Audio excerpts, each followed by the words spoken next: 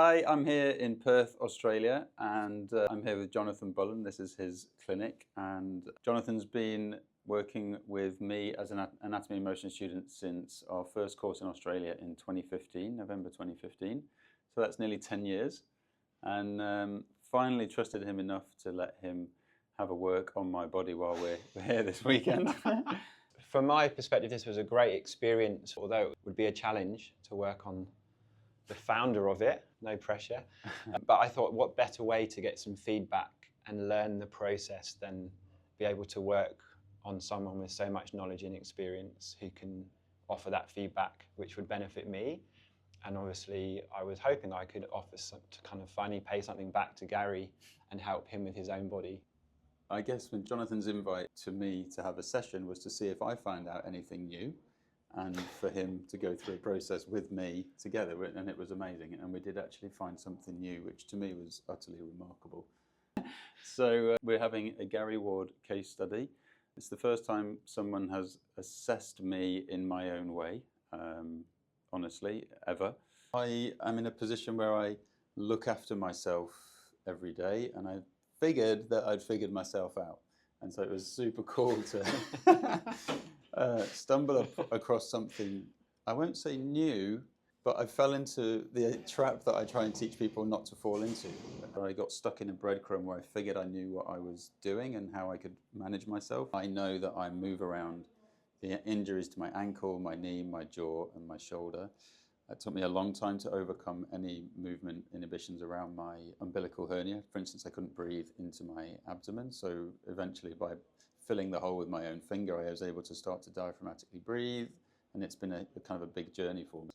Under Jonathan's eye and doing it together, that I wasn't noticing in myself. And so Jonathan got to carry out the AIM method principles, the process, the resting posture, dynamic posture, and we're going to let him talk you through what we came up with. So Gary had a pretty, it was a bit of a mess really, complex injury history. He had a jaw injury when he was younger. I'll try and go the timeline. Umbilical hernia at birth, a number of quite bad ankle sprains on the right side. I think he said over 17.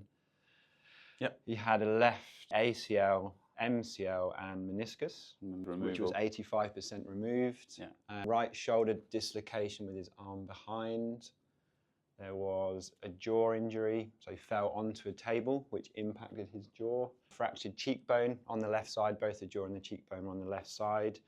A neck injury, which we think maybe was discy. Is there anything else?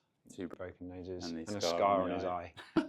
Concern is that when you're working with somebody and you get this amount of information, you come to a bit of a spin with where to start. And I just humoured me that Jonathan kind of looked there and looked at the board and went, there's a lot to do here.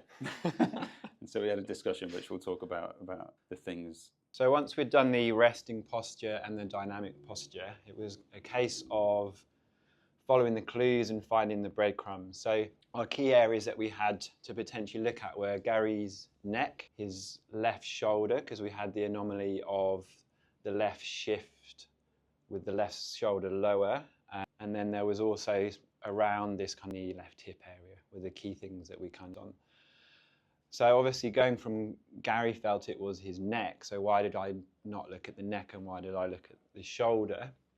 There's a few things there really. I guess if we focus on Gary's history, we know that when someone has a shoulder injury or a dislocation, they will often kind of nurse it a little bit and then they'll shift away from that arm, which will give you a slight right side flexion.